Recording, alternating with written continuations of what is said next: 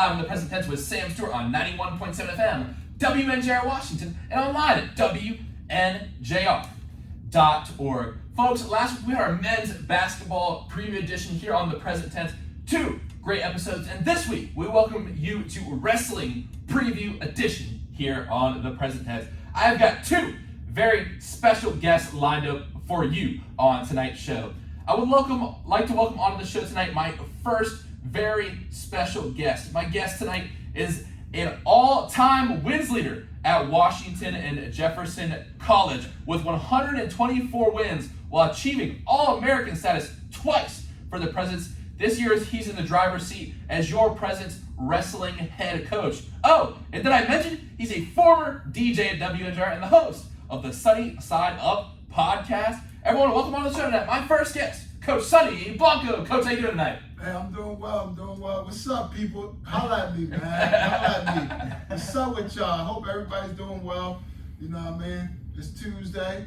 It's 8. We're going to turn up, you know? Yeah, that's awesome. And my second guest tonight is the assistant wrestling coach here at WNJ. He's a former All-American wrestler during his career at Muhlenberg College. He also wrestled pro overseas. Everyone, welcome on the show tonight, Coach Nick Daza. Coach, how you doing tonight? Doing well. Thank you for having me. Yeah, I'm super excited to have you on. And look, guys, we're just a few days away from the start of the 2022-2023 wrestling season here at WNJ. November 6th, Sunday morning, 9:30 a.m. in Williamsport, PA. The Presidents wrestle in the Lycoming Invitational. So, coaches, how would you assess the team's performance in preseason practice so far leading up to this first tournament? And Coach Sonny, I'll start with you. Yeah, excuse me, guys. But honestly, I would say things have been going well. You know, the guys are working really hard. What I appreciate more is the consistency in the room. You know what I mean? The consistency of coming in every day, banging it, and putting your head down and just working. You know, that's something I noticed, and I really appreciate that now. And I think it's going to carry on as we go into Sunday. I truly think so. I think my guys are ready to compete this weekend, man. And I'm just looking forward to it. I'm real nervous, not going to lie. I'm more nervous because I'm like, man, I don't want to forget any paperwork. More so like, I don't want to get out there and be like, oh, wait, I forgot this. But now overall, though, I think preseason-wise, they did their part. You know, now it's just time to show it, you know? Yeah, and Coach Nick, do you have any additional thoughts on that? Yeah, man, I mean, like Coach Sonny said, the team looks good right now. So I just got to campus on Saturday, but got to practice Saturday morning. I like what I see so far. There's a lot of intensity in the room. Guys are hungry, and they're ready to get after it. Well, I'm super excited to see the Presidents wrestle. And, of course, you guys got the WJ Invitational just the weekend after that. So I'm really excited to pop out and check that out. Now, guys, I would love to get to know the coaches that come on the show, both as coaches but as people as well. So my first question tonight is, when did you fall in love with the sport of wrestling? Is there a particular moment in time when you can point to and say, I fell in love with this sport? And Coach Nick, we'll start with you this time. Yeah. So I actually remember exactly when it happened. So I've been wrestling since I was in 4th grade. But when I first started wrestling, you know, it was all just for fun, just to do something. But my freshman year of high school was when I really fell in love with it. Just because I was doing really well my freshman year. You know, I think I was like 12-0 at the beginning of my freshman season. And I was working really, really hard. And I think that experience freshman year really just showed me, like, if I put my mind to something and I work relentlessly at it, like, there's no reason why I can't achieve it. Wow. It's good stuff to remember. Wow. I'm soaking that in right now. That's awesome. And Coach Blanco, what about you? When did you fall in love with the sport of wrestling? For me, it was my sophomore year. Like him, I started in 5th grade. Then I didn't do it that following year. But in the middle of my 5th grade, I quit because I was getting beat. And I was like, what the heck is it? I'm going to go play basketball. And I was not the best. They put me out there when it was like 45 seconds left, 4th quarter. All right, Sonny, come in. So I touched the ball. All right, game over. Good job. But so sophomore year so freshman year I was at my city school I grew up at. Then I ended up moving to Vancouver Valley my sophomore year. And that was a real program. Like, you go in there, the room was hot. I was just like, what the heck did I walk into, you know? But it just made me fall in love with it. I started training all year round after my sophomore year because I had a teammate, my drawing partner, he needed somebody to train with. So he's like, yo, you want to come? My dad would take us everywhere. And I was like, sure.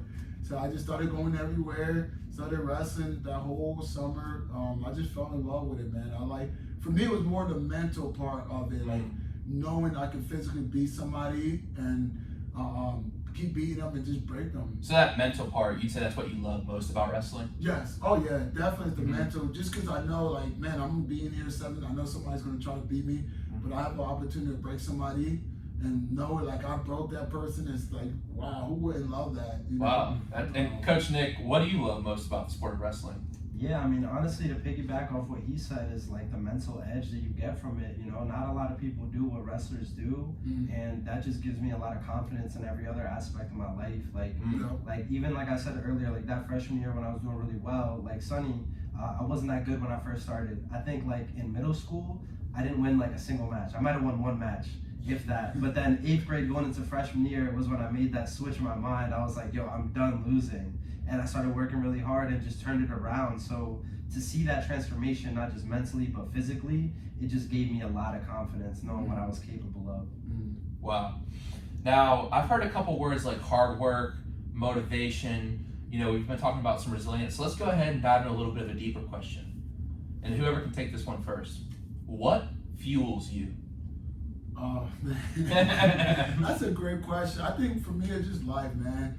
Because I tell myself, it's because for me, I didn't know my potential, you know, in a sense of I know I can achieve something great. So I'm chasing after that. Like, I'm curious as to, like, what I'm chasing after. You know what I mean? Like, for example, you know, finishing college, then going to get my master, just knowing, like, man, there's something great out there that I'm chasing after. And plus, I think, too, what helps is my grandma used to tell me all the time, like, you're going to do something great. So I'm like, oh, God. Hopefully she's right. So let me go keep chasing after her. So I think it's just knowing that I'm able to achieve something great. I don't know what it is what I'm chasing after, if that makes sense at all. No, that makes perfect sense. Yeah, I would say personally, that's what kind of keeps me going. Yeah, and the cool thing is chasing greatness is never a finish. There's never a finish line. No. So it's like I get one thing done, I'm like, yeah, I'm done. Then it's like, no, man, I know there's more. So like I said, man, for me, it's just knowing I have a potential to do something great. So why waste it? Wow. Thank you for that answer. I really appreciate that.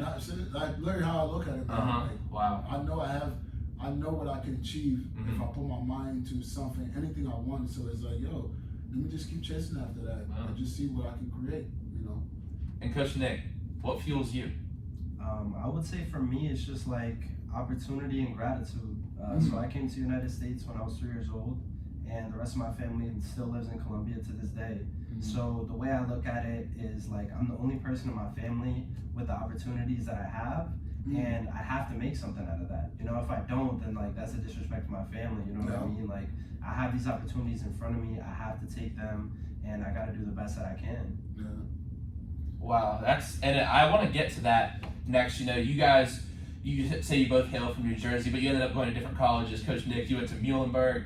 Coach Sonny, obviously, you went to W&J, where you had a pretty good career.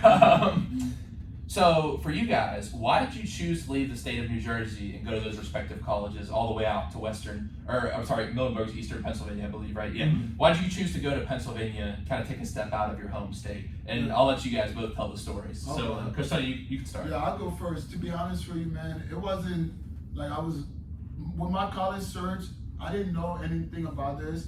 Half of the stuff I kind of did it on my own. It was, I don't want to say I was faking it until I made it type of thing, but it was that direction where I just knew I wanted to go to college. Nobody in my family ever went. I had a grandma that spoke English, so she couldn't really help me when it came to that. So a lot of stuff I took on my own, and I tell everybody this, if any coach would have called me, I probably would have went to that school. It just happened to be W&J, you know? I just happened to get a phone call. Thank God, the guy, Coach Perry, who brought me, he was from Durham. So somebody told him, like, yo, reach out to this guy. He's really good. And he just called me. I was leaving my cousin's house, walking through the park, and I got that phone call. And I'm like, yeah, I want to wrestle in college. But one thing I will say is, coming up, I knew as a kid, I knew I was going to go to college. I just didn't know where. You know, I didn't know how I was going to do it, but I knew I was going to get a college degree. It just happened to be W&J. Like I said, if anybody would have called me back then, I would have won. Seriously, I would have won because I didn't know any of this stuff. I barely had a ride to go to college visits. My uncle took me to one, your son is college, where I thought I was gonna go there because I had a buddy that already went there, and I've been there a couple of times. So then I didn't get into that school. Then I got into W&J, which was another respectful school. And I remember coming on campus, I just fell in love. I was like, yeah, I'm coming here. And I told the coach, yo, I'm coming. Boom. So like I said, for me, it was more so where I saw the opportunity, like I do in life, man. I saw the opportunity, I took it. You know, I figure I make it what it is, and I get here, I'm gonna make it what it is. Yeah. You know what I mean? The singer Bono released a book this week, and a quote that I really liked from, I haven't read it yet, but it's how casually our destiny arrives. Yeah. Sometimes destiny just shows up at your doorstep. And Coach Nick, why did you choose to leave New Jersey and go to Muhlenberg? To be honest, I kind of wanted to get out and be in a new environment, just get to know different people and just get a change of pace. I love Jersey, and I'll always rep Jersey as where I come from. But I felt like I needed to go somewhere different and like be in a new environment to be successful. And I think, like Coach Sonny said, I knew I was gonna go to college, but nobody in my family went to college here, so I didn't really know how any of that worked. Yeah. And I started looking into schools, and Muhlenberg was actually one of the first ones that I looked at because one of the coaches near me went to Muhlenberg. Jason McLean, he was the first All-American at Muhlenberg ever. So he was talking to me about the school. He was like, I think you'd be a great fit. And he connected me with the head coach, and it just really was natural from there. Yeah. Okay, and so the next part of your journey I want to ask about, and Sonny, you graduated with a communications degree here from W&J. Nick obviously had a great career at Muhlenberg, graduated. So, and I know Coach Sonny, you coached at Thomas More, Ohio Wesleyan. So can you both take us through the story of after you stepped on that stage and grabbed your degree, how you made your way to W&J? Yeah, so how I came back here. Yeah, so when I first started, I graduated in 2017. I had a communication degree, and I was looking for a job towards marketing because I don't know, I have like that marketing IQ and a business mindset. But I figured, no, let me work on my English, let me get a communication degree. I graduated. I was doing all these jobs, and it just was not right, man. I remember it was crazy this happening because one of my teammates, we were jogging, and he's like, yo, you would be a really good coach. And I was like, whatever. I never thought about it. But when I was looking for a job, I just happened to go on a website. I had a coaching job, and I saw Muhlenberg up there. It was like full-time, part-time. And I was just like, no, let me apply.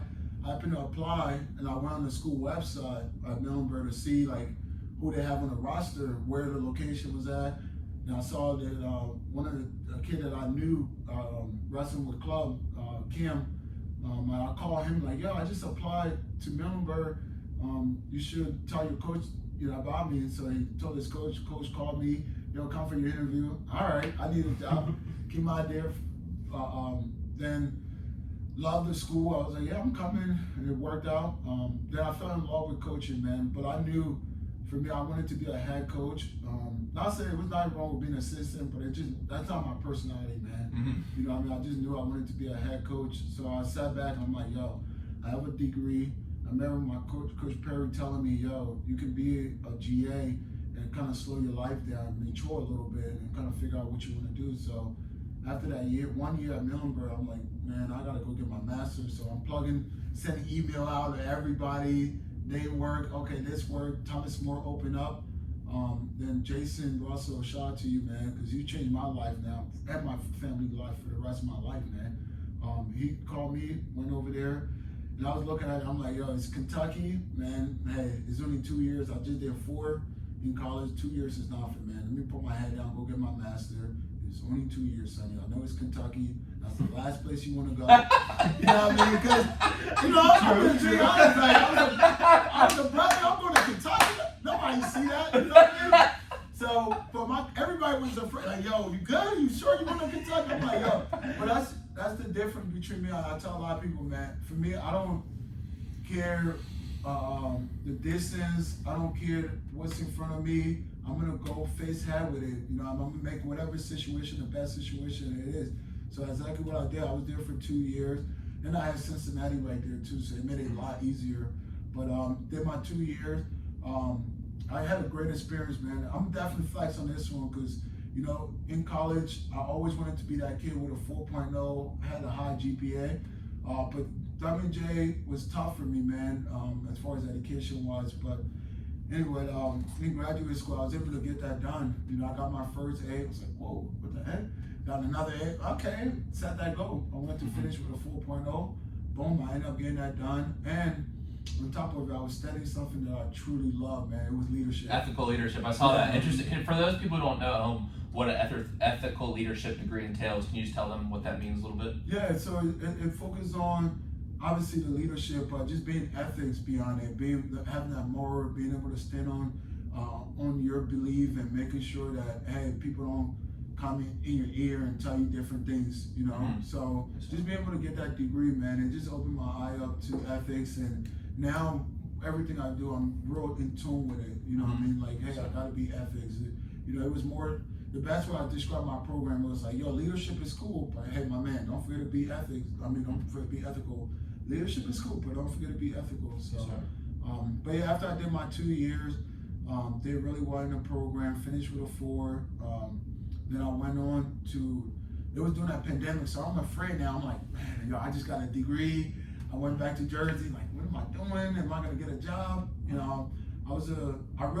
My short-term goal was to master long-term head coach. I thought I was gonna get it right away as a head coach, but it didn't happen. That was the first disappointment, like first goal I haven't achieved. And I'm happy that happened, man, because it gave me another 2 years to really figure out how to coach and what kind of coach I wanted to be. So after that, I applied to Ohio Wesleyan, and the coach there, I was impressed with him because he ran the program for 2 years by himself, got a good number. Right when I came in, boom, took off on him, man. Took off and was there for 2 years. Then this opened up. I was like, yo, I'm coming back home. There you go. My coach called me, was like, yo, I'm leaving WJ. I couldn't believe that. I'm like, what do you mean you're leaving WJ? Like, you mean you're leaving? Like, where you going? You don't leave WJ. Coach, you've been here forever. Like, what are you talking about? But he was like, yo, I'm leaving. But listen, if you want a position, I think you'll be a really good fit for it. I can recommend you. I'm like, damn, coach, like, that means a lot. So he did that. But I think with him, he knew what I was doing at Wesleyan, so he knew like I was ready for this role. You know what I mean? And Coach Nick, we'll get to your story in a sec, but when did the decision to add Coach Nick onto the squad, when did that come in? When did you meet Coach Nick? So that was, 5 years ago? Okay. So people don't realize, man, me and Nick planned this out 5 years ago when I first started coaching. You really did. Yeah, Really? 2017, we planned this out. Yeah. Because he was my intern when I was at Millenburg, because he used to come around me all the time. Like, I would spend one-on-ones with him. He was like, me and him just kind of had a similar story. He's coming from another country, his family is, I am too. So we just kind of bonded. His work ethic spoke for itself. He was the hardest worker in the wrestling room. So I'm like, yo, come around me, man. So I just put him on the side, like, yo, you're my guy. And he interned for me, and throughout that, we talked. I was like, yo, when I become a head coach, I'm bringing you. I don't care where, you're coming with me. And it just worked out, man. Wow. So that the loyalty is there with me and him. Like, we look out for each other. I make sure he's taken care of. I told him, if you come out here, you already know. I'm going to take care of you. Coach Nick, was there any hesitancy at all? When Absolutely not. I talked to Coach Sonny. I got off the phone. I went inside and I said, Mom, I just got a phone call for opportunity that's going to change my life. And that was it. No hesitation. And it's just nice having him because he knows so much. People don't realize, like, Nick knows so much, I love picking his brain when it comes to business. I like he knows stretching, working out, lifting. Like, he knows it all, man.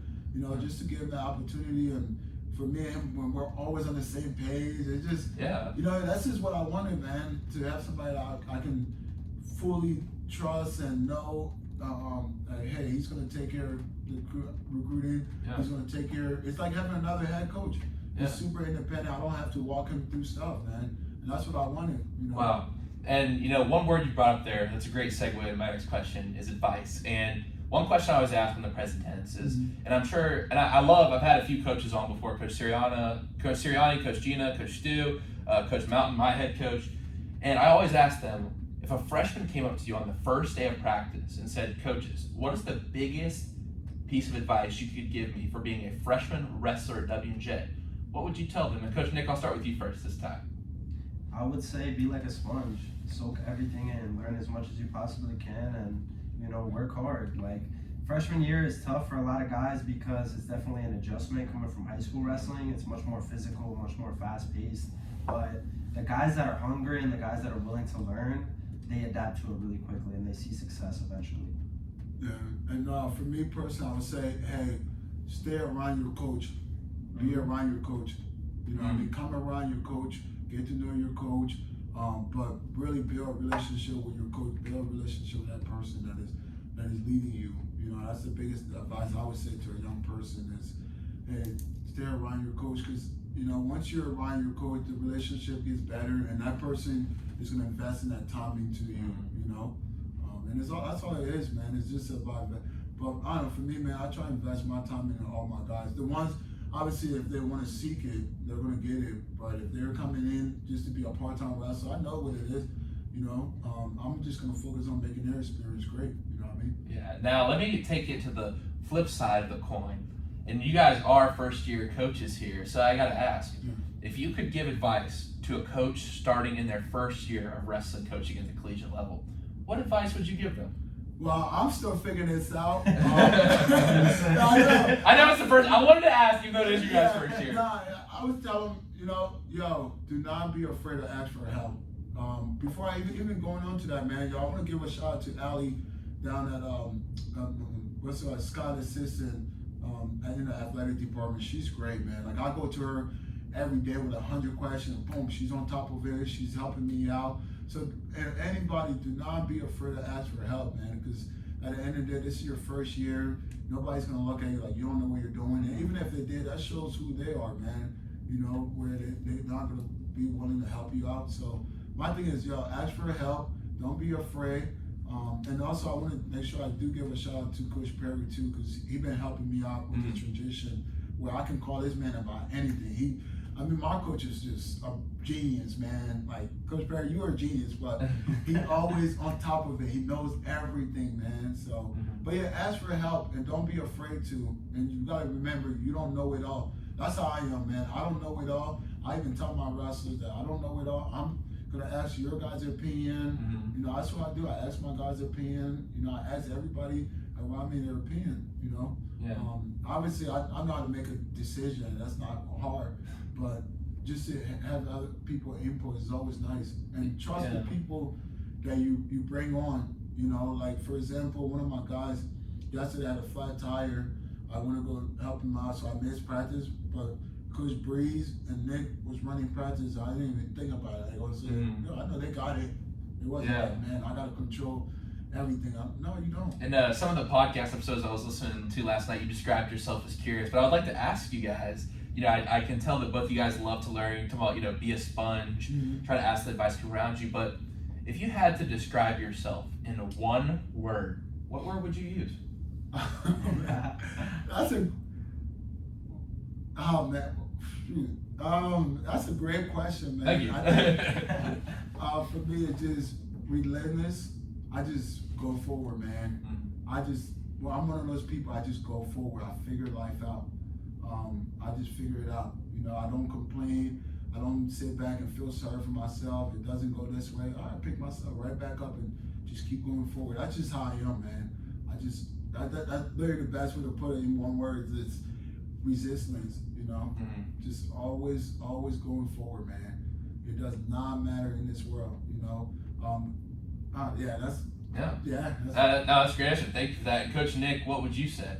I would say driven. I've had a lot of people describe me that way, and I would agree with it. I feel like when I set my mind on something, I don't stop until I achieve it, and a lot of that is that wrestling mindset that we were talking about earlier. Like, I just learned that from wrestling, and I apply it to everything else that I do, and that's why I feel like I see success. Yeah, and even that, that's how I look at it now, where it's like, the same work ethic I took when I was an athlete, I'm just gonna take it and put it into coaching. That's what I do now. Exactly. You know, so like Fridays, I always try to go out on the road or go see a kid, go spend time with them. You know, I'm one of those coaches. I'm real personal with the people I'm recruiting, man. Because to me, it's about the bigger picture, the long term. I'm not here trying to bring kids in just to bring kids in. You know, I'm real strategized by it. Because for me, getting somebody a degree means more than them. Yes, they will be on that podium, but getting them a degree, being able to change their life and their generation, family life forever. That's me more. You know. Wow, that's awesome. And you know, we're talking about traits of being a student athlete here at W&J. So I want to ask you coaches now, what is the biggest trait that it takes to be a successful wrestler? I think one, you got to find a way every day to separate yourself. You got to be hungry, because every day you go in a room, you're hitting the same 2, 3, 4 moves, which is high cross, doubles, singles. You know, you need something to get beat. You go in there every day from Monday to Saturday. You know what I mean? But it's just being focused, man. You got to be focused, and you got to find a way to separate yourself every single day. It's just that simple, man. I don't know. That's just personal. What I would say is just. And stay in good stance. Yeah. Okay. Yeah. I got you. And Coach Nick, what would you say? I would say discipline. You know, I think there's this Mike Tyson quote. He says, if you don't have discipline, you don't have nothing. And I feel like that's really important. You know, like staying disciplined and not just your work ethic and getting the techniques in, getting the work in, like physically, but also mentally and what you do outside of the wrestling room. I think all of that factors into how you perform. Yeah, and also doing the little things right. I think definitely doing the little things right. You know, how are you spending your weekends? Are you going from after you get done practice Friday night? Are you going back to your room to relax? Are you going out? You know, are you drinking? You know what I mean? Are you smoking? It's all about your lifestyle and about doing the little things right. I truly think that's what helps you get to that next level. You know, you got to do the little things right. You know, if you want to be a college athlete. For sure. And one theme that we've dealt with so far a lot in the show is adversity. And you can go ahead and give your shout out to your show now. I wanted to make sure you had space to do that. And OG, shout out to the OG. Oh yeah, shout out to my OG Red. I love you, man. So like I said, Sonny has his own podcast, the Sunny Side Up Show. It's awesome. Go check it out on YouTube. And I listened to a couple episodes last night, and I wanted to talk about a couple themes that I heard in these episodes. So one episode was about adversity. Now, coaches, I want to ask you, if someone was going through adversity, hard times, what is the biggest piece of advice you could give to someone who's really struggling dealing with adversity? Yeah, I would tell them, yo, listen, it's in a moment.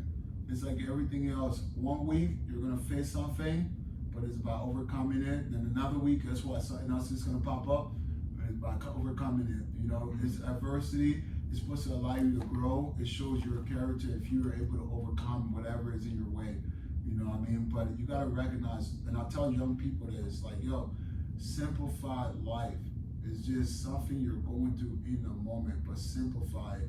Once you simplify it, life just gets a lot easier. You know what I mean? But it's just knowing, like, yo, you got to keep your head up, you got to go forward, but you got to know after 2 or 3 days, whatever you're going through, man, it's going to be over. And I bet tomorrow it's going to be a whole nother thing. You know what I mean? I don't know. For me, I just simplify life like that, man. As my friend J.R. Mazza would say, this too shall pass. The good times pass, the bad times pass. But it all passes in the Yeah, it all passes, man. It's just what you're dealing with in the moment, so it feels like the end of the world. Yeah. You gotta think, after a day, 2 days, it's gonna be over, but find something in there to learn, a life lesson from whatever you're facing, but just know you are gonna get over it if you just keep going forward, you know? But yeah, wow, that's powerful stuff. And Coach Nick, what advice do you have to someone dealing with adversity? I think just touching on what you said, like this too shall pass. No situation, no matter how bad it is in life, is permanent. Like everything continues, life goes on. And so the situation might be tough in that moment, but there's always something that you can do. You know, maybe if it's the littlest thing, but there's always something that you can do to kind of like make the situation better, and just trusting that it's gonna work out the way that it's meant to work out. Yeah, I am a firm believer that everything happens for a reason. Yeah. And you know, the next question, I think we could have a really good discussion about this. And Sonny, one of the episodes was called "How to Develop Self-Love" on your YouTube channel. OG was on there, and you guys were talking about how in modern culture with social media and just the go nature of things and how we're always competing against each other, a lot of people don't have self-love. And if you look at things like suicide, depression, you know, our generation is dealing with a lot. Yeah. Mm-hmm. So how would you coaches tell someone how to develop self-love if they're really struggling to build self-love and self-confidence in today's modern culture? Yeah, for me, I would tell that young person, you're looking in the mirror every day and just tell yourself you are the man, or you the SH, you know what I mean? I'm being real, man. Yeah. And you gotta remember, life is too long for you to be stressing out. Life is too long for you to be negative, man. You know what I mean?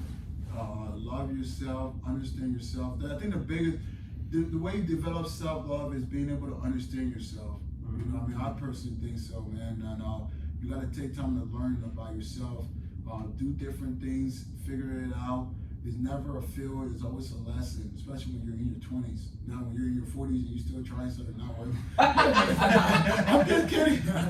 But now, on being real, man, with self-love, it comes down to you, man. You got to be happy with yourself and in peace with yourself, man. Like for me, what I found self-love and I developed is like a good outfit. You know, I love rocking a good outfit. He's stepping out with a drip. No, I see you in calls. I see you in calls now. Self-proclaimed the flyest wrestling coach, man. I really do stand on that. But, I tell myself every day, man, I love myself because my outfits, I take care of myself. I truly do. I take care of myself from the time I wake up. I know my outfit I'm gonna wear. I tell myself, you the flyest man. You won't go after this. Hey, Coach Nick kind of fly too now. I can't count. Nah, Coach. You got the polo, the chain. Nah, he making me step up. But honestly, man, you gotta wake up and tell yourself positive stuff. You gotta be positive. It is so easy to be negative, people. It's hard to be positive. Stay positive. And just keep reminding yourself who you are and what you want to do in this world. And that love is going to come, man. Like I said, I developed it because number one, I was my biggest cheerleader, and that's something that you got to be to any young people out there. Be your biggest cheerleader. Damn near, if you got to convince yourself to that point, And that's what it is too. You convince yourself, like, I can do it. I can do it, man. Yeah. And that self-love would develop, you know what I mean? And I wanted to touch on one thing you said there before I go to Coach Nick, and that is self-understanding. I agree, self-understanding is a big key, but I think for a lot of people are like, I'm struggling to find who I am as a person. I'm really struggling to understand who I am.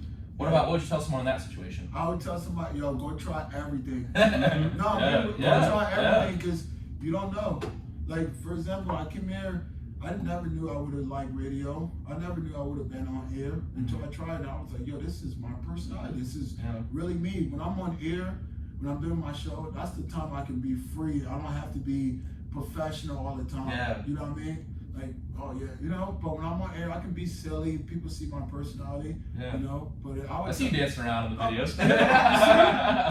But that person you see right there, that's who I am every day, man. Obviously, when I'm out in public, I can't be like, you know what I mean? Because now it's like, okay, so.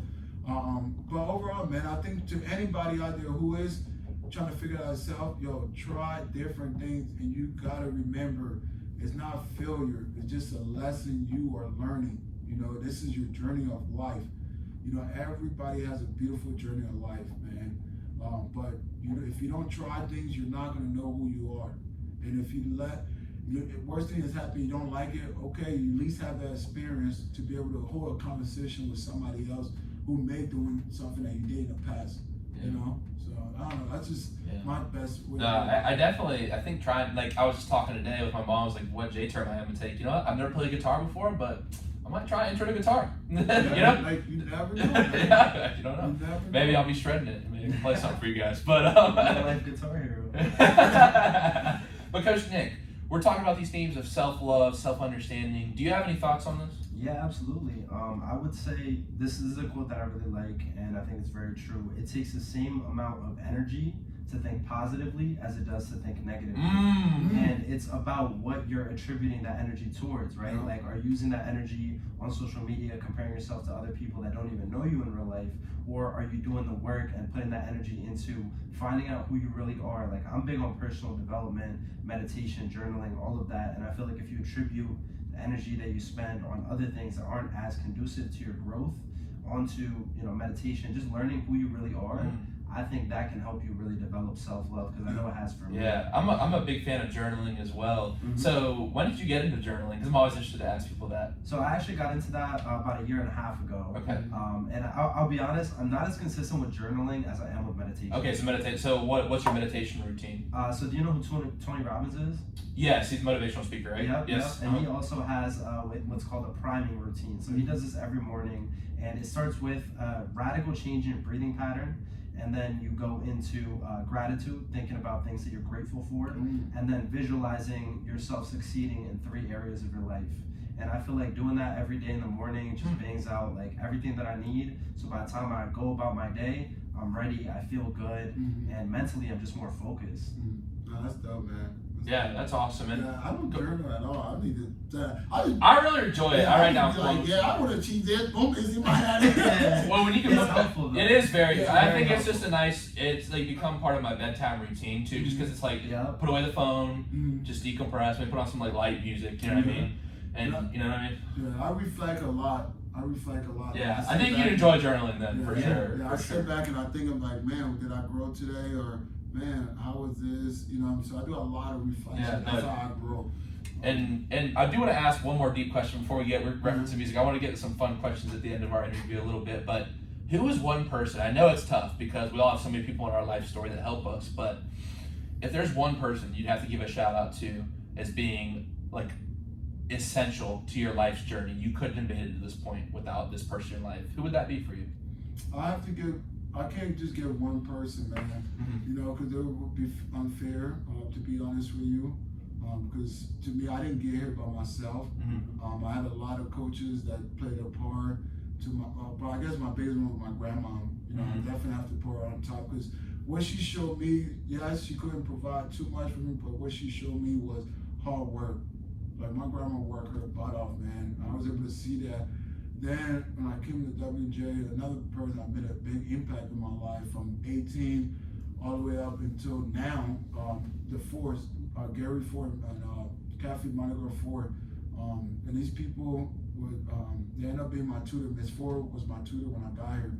Shout out to Dr. Kilgore, who noticed I was struggling my freshman year. Like, I tell people that I'm not ashamed of it, man. I barely knew where to put my name on the paper, the title, anything like that, man, when I came to college, you know, but I just had a drive. But Dr. Kilgore recognized I was struggling, and he got me hooked up with Miss Ford, and to this day, man, these people have been like the biggest support system.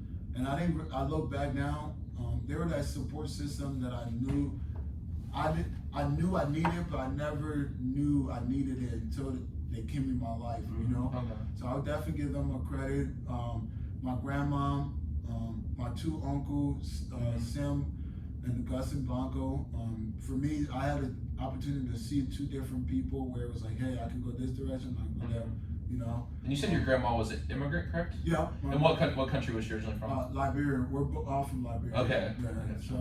So she, I had my uncle, my coaches from high school to college, 2 of my coaches, Jared Breed and Coach Perry, and the captain, Miss Ford, you know what I mean? So, Well, thank you for that. And Coach Nick, I know it is tough to just give one person, but you can shout out a bunch of people if you want. Yeah, but I was already had a list. No, go ahead, shout them out. This is your space. Yeah, like Sonny said, like, there's too many people that have helped me get here.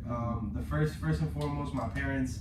Seeing them struggle when I first came to this country just to put food on the table for me, that's always what's made me so motivated and so driven to achieve success and to make that work that they put in worth something. Outside of them, I would say all of my wrestling coaches from the time I was in rec all the way through college and so on, but specifically Marty Casimore. He was my first ever wrestling coach. He used to drive me to club, and he he always recognized like just like the passion that I had for the sport and pushed me to get better. And lastly, this man right here, Sonny Boy Blanco, I wouldn't be here if it wasn't for him. So appreciate you. That's awesome, guys. Thank you so much for those answers. It's a lot to take in. I definitely got to go back and re-listen to some of these parts. A lot of life advice there, but I do want to get to some lighter questions, some things that we've developed on the present tense to get to know our guests a little bit further and some of their tastes and interests. And my first question today is, if you had to listen to one musical artist for the rest of your life, who would it be? Now, Coach Blanco, when I went to your office, you had some Lil Baby playing. But I don't know what artist. I don't know what artist you choose. I definitely already know at the top of my head, man. It would be Tupac. Okay. With no doubt, because I remember when I was a kid, my cousin put me on Tupac. That changed my whole life, man. Because it was the first time I saw somebody who was so bold, who energy was just present. I'm like, man, this is who. You know what I mean? Like Tupac. Overall, Tupac. All right. Favorite Tupac song? Definitely Life Goes On, because how many brothers fell victim to the street. Rest in peace, young brother. Happy for a G. And be alive. If I tell you that, I never thought of that. My players, we're the last one left. And life goes on, man. Yeah, Tupac. Right. That's what's up. And Nick, what about you? So I listen to a lot of Spanish music, so I have to say Bad Bunny. Oh! He's popular right now. He's blowing up right now. But listen. I've been listening to Bad Bunny since he first ever. So you're not one of like the new I fans? am not a fanboy at all. I've Okay. been on him since day one. Okay. What country is he from? He's Puerto Rican. Puerto Rican. Okay, cool. That's awesome. Yeah, we were just talking about. How was your time in Puerto Rico, by the way? Oh, it was Did you amazing. wrestle then? Yeah, it was a life-changing experience for me. I always had that dream of going overseas and wrestling in college. But I feel like a part of me might not have thought that that was something that was actually possible until I actually did it. And then once I did it and I was like living in that moment, that experience, I was like, it really just like opened my mind to like there are no limits, you know, because I already did it. Yeah. Like, that was a dream of mine for so long, and then I went and did it, and I was like, wow, like what now? Like what's next? Wow. You know? That's awesome. And my next question, some people use the answer of traveling for this question, but let me set the scenario for you. You have a free Saturday with no plans, no commitments, no wrestling practice, no wrestling match, and with the millions of dollars I make doing the present tense, I'm going to give you some of this money, so money's not an issue either. Now, what are you doing with this free Saturday? You have one day to do whatever you want. What are you going to be doing? Honestly, just knowing me, I'll probably go around just donating money, man, to everybody, people I come across. That's just how I am, man. And then I try to do something my Saturday, so knowing me, that Saturday would be broke, you know. But no, I would really go and just hand money out to people. But at the end of the day, I'm gonna make sure I'm comfortable first, because my uncle always tell me, no, I know you have a big heart, but you gotta always make sure you take care of yourself first before you take care of everybody So else. what would you be doing spending on yourself? On myself. You gonna get some maybe a little double-breasted top four, a little plain Jane? Yeah, I'm definitely, you know what I mean?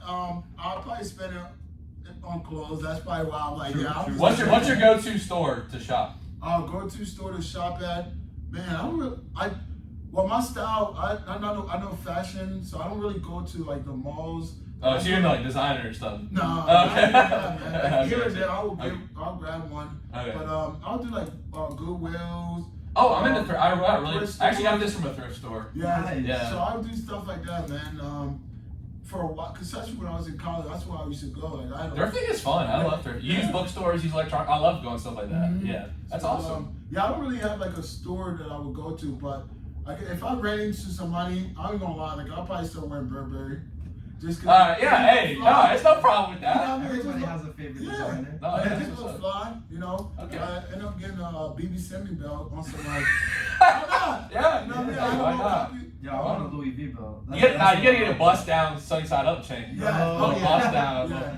And but yeah, now if I did have that money though, honestly, I'm being real, man. I would really just go out and donate and give it to people, man. That's really why I want to make a lot of money anyway in the first place. Wow. So I can just create opportunity where, yo, if this kid need to go to college, all right, I'm gonna pay for his 4 years. Like I want to get to that point to pay for somebody all 4 years of their college, and I know for a fact, like I would. Wow. You know. Yeah, I don't doubt it. I don't doubt it. That's Well, awesome. For sure, man. What about you, man? Yeah, we gotta hear Nick's answer. So, Gears a lot like turning you there. said, right? So I would split the money 70-30. 30% I would use to travel, 70% I would donate to my nonprofit. I have a nonprofit that gives back to wrestlers and combat sports athletes and underprivileged communities. Oh, really? What's it called? It's called Sisu Dark Horse. Sisu is a proverb from Norway, I believe. And basically it means relentless, or it means determination in the face of unrelentless adversity.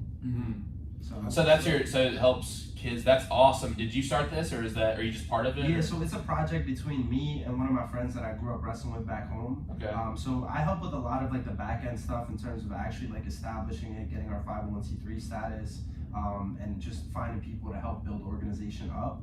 Right now, we're officially established in New Jersey and Michigan, but most of our operations take place in Michigan, where my partner is located.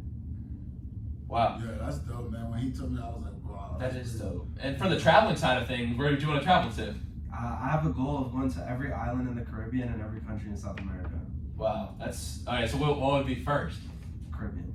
The Caribbean. Okay, the Caribbean. Yeah. So you've been to Have you been to any other islands there? Or just I've Puerto been to Rico? Puerto Rico and Bermuda, but that's it so far. I Yeah. want to go to DR. That's the next one on my list. Yeah, that's fine. I want to go to Jamaica. My friend Ika runs a surf school in Jamaica, so surfing's like kind of new down there. So he runs a surf school. I'd love to go check it out because we're just talking about before the show. The beaches down there, man, it's crazy, crazy, man. Now my next question is, do you have a favorite movie of all time and why? Yes. Yes. Yeah, it's funny. American Gangster by Denzel Washington. That's my favorite actor. But I remember when I was in college, because I couldn't go on, like, we were in wrestling season. We had a match the next day where we were traveling. Go to the library, take that out. I would watch it every Friday. Really? American Gangster? Yeah, American Gangster. That's one of my favorite all-time movies, man. Yeah, definitely. I love Denzel Washington. Have you seen Fences by Denzel? Fence with What's her name? Ah, man, I'm about to look at. He was like a trash car, right? Yes. Yeah, It takes place. It's August Wilson. Took Yeah. place in Pittsburgh. Yeah, I know exactly what you're talking about. I seen that before. That was a good one. What about you, Nate? Yeah, what's yours, Nick? I would say Rocky. I watched Rocky for the first time when I was in high school, and that movie just got me so fired up. Seeing him training, like with almost no equipment, like that inspired me because like I didn't have access to like a weight room or anything, so I would just be jumping rope in the parking lot, doing stance in motion. Like it just got me fired up. Wow. Well, how do wrestlers typically train? Because I feel like a lot of people see the on the mat type of stuff, but what type of lifts? You're talking about, Nick's expertise in lifting. What type of stuff do you guys usually take them through lifting wise? Yeah, now Nick could answer this one, but as far as lift go, I know if I could speak during my time, I would lift 3 days a week. I would lift Monday, Tuesday, Wednesday. And it would be upper body. During the season, I'll go super light because there's no need for me to add muscle. It's just me teaming it, But Nick definitely would take on this one. Yes. So basically, I'm big on trap bar deadlifts. I like them better than regular deadlifts because they keep your legs less sore, so you're able to stay in a stance when you're in practice. I don't want to beat the guys up too much where it affects their wrestling, So it's about helping them maintain strength and explosiveness without taking away from their performance on the mat. Another exercise that I really like is Zercher squats, which is basically where you put the bar in the crook of your elbows. Okay. And I got this exercise watching old Russian Olympic wrestlers train, and they used to do it like that. And I watched more and more videos of people doing that, and it's really great for grapplers and wrestlers specifically because loading this position right here gets you strong in what we call an underhook, right? So when you're jacking the guy up, you're trying to move him around. If you can squat your body weight at least in the crook of your elbows, it's going to be easy for you to move a guy around the waist the same amount as you. Wow, I never. All I do is just, you see this weight, pick it up. You know what I mean? I don't know all that. I do the same. I used to have my workout plan in my wallet forever. I would just take, it would be like 5 different workouts, 6 different workouts. I'm like, yep, chest, back, okay, just pick it up. So I don't know anything about lifting. I just know what I know. I know this, pick this up, you be good. But yeah, Nick does all the lifting. That's why I brought him in for that. There you go. No, that's awesome. I've never heard of that exercise. That's super cool. I'm always interested to hear different people's exercises and stuff like that. Yeah, no, he knows a lot, man, when it comes to that. Yeah, that's awesome. We're actually gonna head to break in a sec, but of course, we've got our trivia segment first. And Nick, I wasn't sure you were coming on, so I don't have one for you, but you guys work together on this one. All right. So it is. I know Sonny is a huge fan of WNJR. I mean, this man loves WNJR more than anyone I've ever had in the studio. So, Coach Sonny, the WNJR transmitter has actually been in a lot of different locations around Washington. Right now, it currently sits outside of Hill on What was that? East Washington? Yeah, it sits on a hill in East Washington, about 10 minutes outside of town. Now, which one of these locations was not a former location of the transmitter? Was it on top of Marshall Hall, the George Washington Hotel, the top of the gym, or the second floor of the music building? We're going to get your answer after the break. You're listening to Present Tense on 91.7 FM, WNJR Washington, and online at WNJR.org. That's dope, man. That was awesome. Yeah, I think that I know that one, man. I don't think it was on top of Marshall Hall, because I know it was definitely up the hill. What was the other one again? So the four options were Marshall Hall, George Washington Hotel, the gym, second floor of the music building. Okay, I know it was definitely at George Washington Hotel. I know that. That was the last place was at when I was here. I know that one. Probably, I would think Marshall Hall again. I mean, coming down to it. I actually found it in a tweet. It was pretty interesting to me. They had it in different places around the college, but now it's in. Because I know it was right at the ski lodge. They used to start the radio station before it came over here. Yeah. So we're back on that? No. 4 minutes. 4 minutes. Yeah. We got 4 minutes. I'll just turn the music down a little bit. Yeah. Cool. So Nick, do you have a quote of the day for our final segment? Yeah, I think I do. Okay, cool. I got like one more question or so, and then we'll wrap up. Always goes by fast. I've been here for about an hour. It's been fun though. I really enjoyed it. Oh, thanks. I appreciate it. It's always the best part of my week. I love the week more than the weekends because I get to do this. Actually, one of my best friends from last year was a golfer. He was from Colombia. Oh, okay. He's from Bogota. That's where I was born. Oh, really? No way. Yeah, he's actually coming back to visit this week. One of my best friends is a golfer. Oh, nice. That's really cool. That's awesome. Dude, I'd love to meet him, man. Yeah, I always get along with my fellow Colombians. Have you been back recently? Yeah. I went back in December. Does your whole family still live there? Yeah, everybody Wow. except for my mom. How was the adjustment? Honestly, I don't like to America. Like, so you know what I mean? when I first came, I moved to Miami, so there's a lot of Spanish people there. Right. So it wasn't too much of an adjustment. I honestly didn't really learn English when I lived in Miami because everybody spoke Spanish. Mm-hmm. But when I moved to Jersey, that's where I learned English, and honestly didn't get into like ESL or anything like that. I just kind of like sat in the classroom and figured it out. I had an ESL. I remember my first American experience when I first came was in Houston, Texas, and me and my sister went outside to play at the park, took our shirts off and shit, and we just play at the park. Somebody like, yo, you're not allowed to do that. And I was like, come out with it.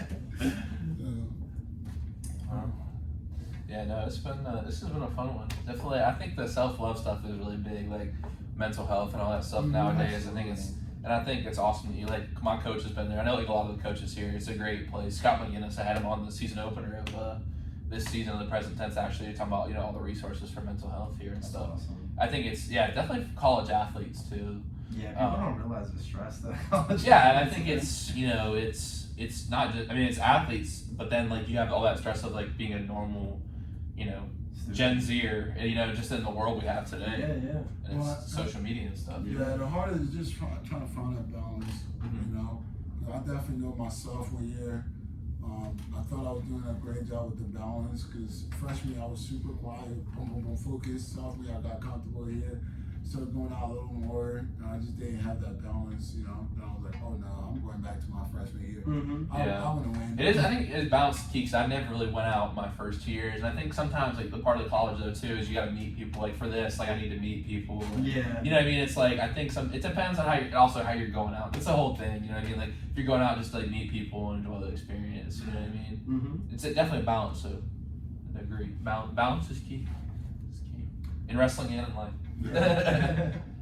So we'll be back in a minute. Then we'll. I definitely gotta get back because I never sat down and really wrote my goals down, man. To be honest with you, it's always been this is what I want to achieve. All right, I'm just gonna keep working. I'm big on writing stuff down. I would love to. Just keep it in my head. I think it helps. Honestly. I think it does. I think it doesn't have to be a super extensive thing either. I think just writing it down can help a lot. One thing that we did in one of my classes that I do when I like journal is like if I feel like I got a lot on my mind or a lot that I'm thinking about, I'll just set a timer for like 5 minutes and just try to get it all out on paper. Yeah, never said I don't know, mentorship been simple. It's like, hey, I want to be all American. Okay, that's your goal. Boom, lock in. I want to be a head coach. Okay, boom. You know, there so you go. always been one goal at a time. All right, we're back in 5.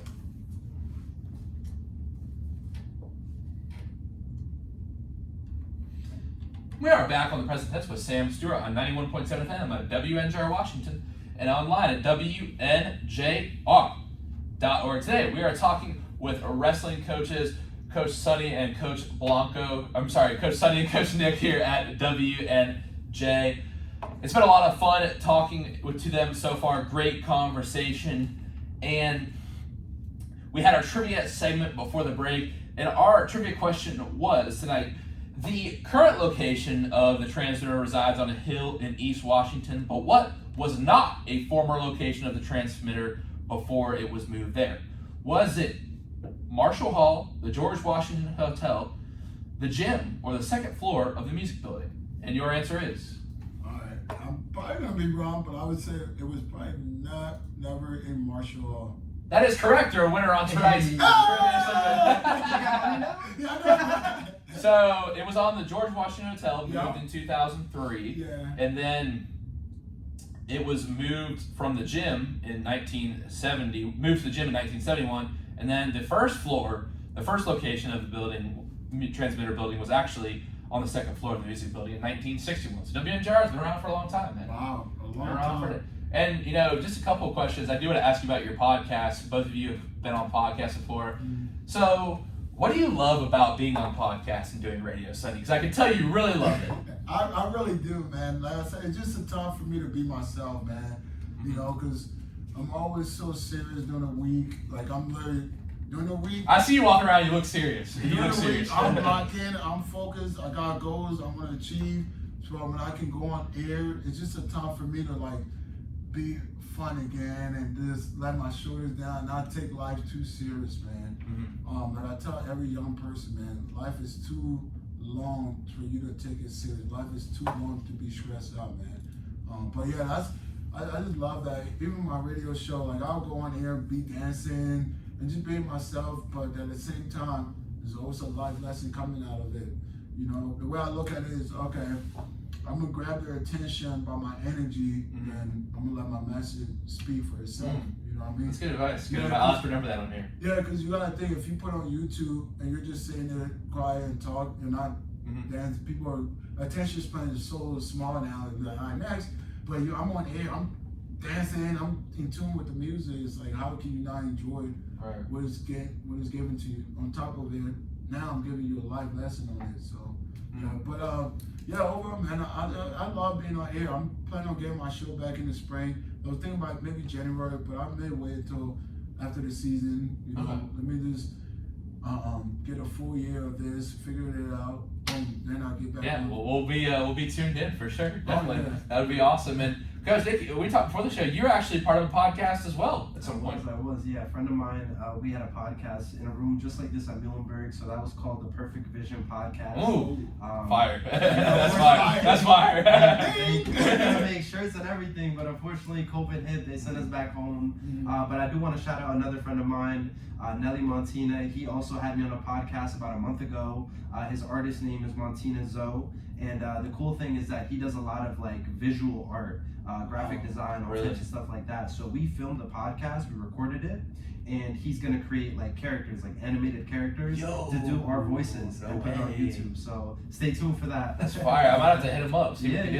He'll be up here. He'll come. Oh, really? That's so dope. You'll have to let me know. I'd love to go talk. I love art in general. Me and my friend Kiki went to the Carnegie Art Museum this weekend. Like, I think you know, podcasting is a form of art too. Writing, drawing, wrestling, pitching of baseball, junior basketball. It's all art. Sports is art. You know. It is, man. And I just love being on air, man. I get to act silly and be myself. Like, why wouldn't I, man? Yeah, no, for sure. That's the part of it I love as well. And my final question before we head to our final segment of the show is, how do you want to be remembered when you're wrestling coaching career is over, how do you want people to talk about Coach Sonny and Coach Nick? Yeah, I know for me it's the impact that I have on people, man. I won whereas Coach Blanco was involved in my life. He was present. You know, that's a person, if it all said and done, that's what I would say I would want to be remembered by. Just somebody who was always there for anybody that came around me, you know. Because in life is hard, man. We don't have a good support system. So for me, I just want to be a great support system to any young person out there, man.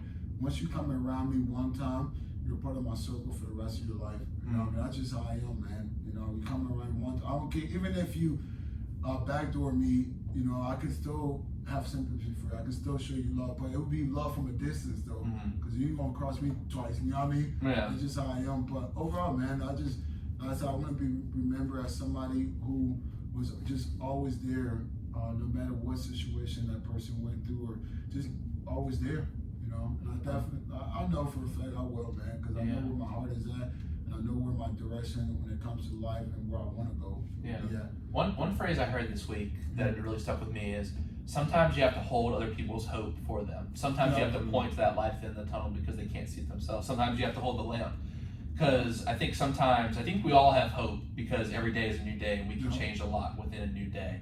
But I think sometimes people can't see it, so you have to hope for them. You have to hold that hope for them. Yeah, and even when I first got, I noticed that too here, you know, with the guys in the program. You know, I mean, that's something that I think I give to a lot of young people that was in my program right now, is that hope that they know they can achieve whatever they want. And plus, how inspiring that is. People don't realize, I don't know if they don't read it, but it's like, yo, this is somebody who went here, who got his name on that wall, and he's coaching y'all. Like every day, y'all guys should be inspired by that, knowing I can do it because this person did it. You know, sit back and really think about it. Like you can really be on that wall because you have somebody who's like, I run with them, I work out with them, I did it. You know, so you know it's possible. It's not unbelievable. It's not something that you can't reach or touch. You know what I mean? So, but yeah, that was just my thoughts on that, man. Yeah. And Coach Nick, how do you want to be remembered?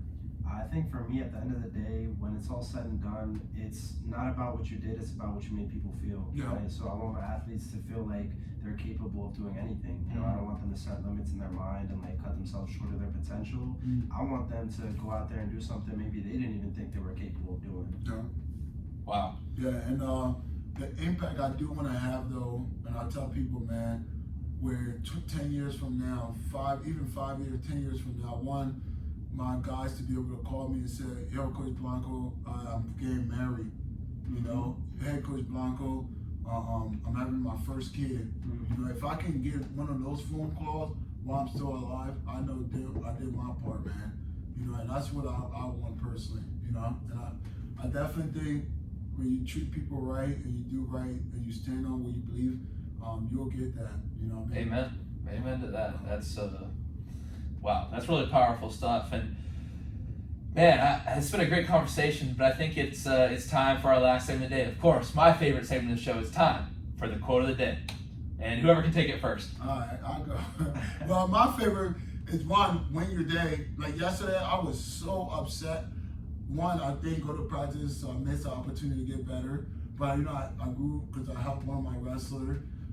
But today, I went after today. I had to win my day today. Like I got up at 6 this morning, had an individual at 7:30, had another workout at 8:30. Then I did another workout with one of my guys at 11. Then on top of it, call this person, talk to this kid, you know, like to that. Then I came here to do an interview. Yes, sir.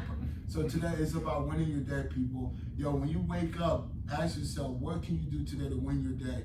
You know, but go after every single day. And my another favorite is separate yourself, man.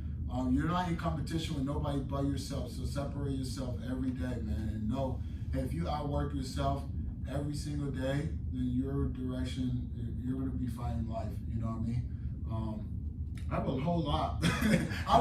People tell me I'm naming quotes. I talk. No, me too. No, I knew as soon as I asked you that, I knew you were super excited to get it. Yeah, but overall, man, win your day. Find a way to win your day every single day. Do everything you were supposed to do, plus one more, plus two more, you know. That's what I'll leave that on. And Coach Nick? Yeah, I would say for me, one of my favorite quotes is the only limits that exist are the ones that you create in your mind. I feel like for me, I'm 24 years old, but I've done so many things that I didn't even think were possible for me, like at one point in my life. So really just dismantling those self-limiting beliefs and being like, yo, there are no limits, you know, there's no limit on what you're capable of. Wow. Guys, thank you so much for that. And actually, I would like to read one of my own tonight, if that's okay. Yeah. And it's from Coach Carter. And I feel like we're into the second half of season 5 of my show now. And I think this is a good one, just because I think it's covered some of the themes in the episode tonight. And it's from one of my favorite movies of all time, Coach Carter, with Samuel L. Jackson. Oh, yeah. So here, I'll go ahead and read the full poem that Timo Cruz reads when his team decides to make a few different decisions and start focusing. He says, "Our deepest fear is not that we are inadequate. Our deepest fear is that we are powerful beyond measure. It is our light, not our darkness, that frightens us. Your playing small does not serve the world. There is nothing enlightened about shrinking so that other people won't feel insecure around you. We are all meant to shine as children do. It's not just in some of us, it's in everyone. And we let our own light shine. When we let our own light shine, we unconsciously give other people permission to do the same. As we are liberated from our own fear, our presence automatically liberates others." I love that quote. I'm gonna have to go back and watch that movie now. It's a great movie. And fellas, this has been a great episode tonight. Thank you so much for joining me. It's been a lot of fun. Thank you for having us. And before I go, man, I want to let everybody know, come out to the wrestling matches this year. Come watch the guys perform. I have a really great group of guys that I get to coach every day and get to lead. I learn so much from them every single day, man. And to all my guys who are listening, continue working hard, continue believing in yourself, and just know, man, anything you want in this world is gonna come down to you. You know, that's like my coaching philosophy is that everything comes down to you as a person. If you want to win in the classroom and off the room, you're gonna do it. You know what I mean? Everything's come down to you, and always remember, in life, you control what you control. You know. Yeah. But yeah, come out this year, man. Come watch us wrestle. I know it's gonna be a lot of energy there, and I'm just excited for this Sunday, though. Overall, man, I get to be my first college as a college coach and.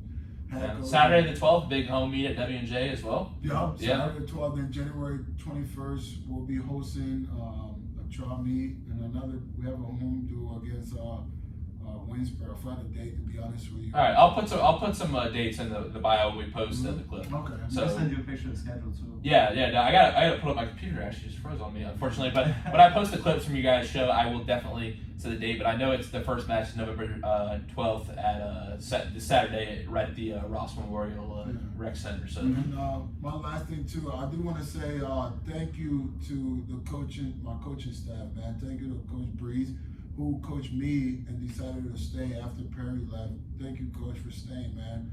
Just having you around been great. I want to definitely give a shout out to Nick Daza for coming right away, no hesitation, to come coach with me. Nick, you already know, man. I ain't got to say too much. You know what I mean? We got to spend too much. I want to definitely give another shout out to Dan Flo, who been a great help when it comes to like our budgeting. So we got everything in place, man. And if you want to be successful, people, especially when you're leading people, it is okay to give other people that shine and give them the driver's seat. You know what I mean? You don't always have to control everything, you know. But yeah, I want to thank God that I was able to pull together a great coaching staff, man. And tell those coaches thank you every single day. And also, too, shout out to the 3 girls that come and record our matches, our managers. Thank you, girls. I always appreciate it. But yeah, beside that, man, DJ Uncle Sonny, the Fire Wrestling coach, Coach Blanco, I'm out. Okay. And on that note, everyone have a great night. Remember to live in the present tense.